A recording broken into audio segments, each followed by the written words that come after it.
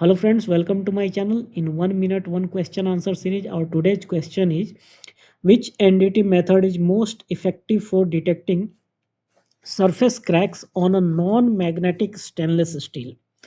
So to detect surface cracks, there are two methods which are commonly used. First one is DPT, also called as LPI or DPI or PT, and the second one is MPI, magnetic particle test and dye penetrant test. These two tests are used to detect surface defects.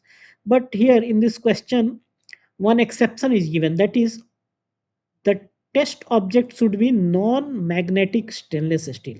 So they are asking on a non-magnetic stainless steel which of the below methods will be effective to detect surface cracks.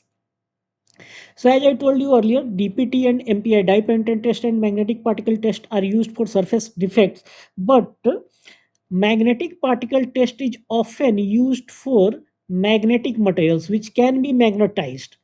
It is not effective for materials which cannot be magnetized.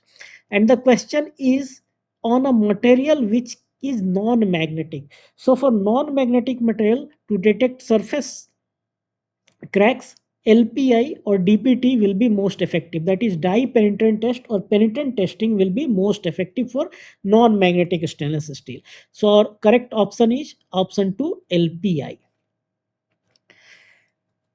Friends, I would request you to please join my channel if you have not done it yet. This is my sincere and humble request to you all. Please join my channel and help me financially. We have come to an end of our today's video. Hopefully, you would have enjoyed this video. Please give your valuable feedback and suggestions. Thank you very much.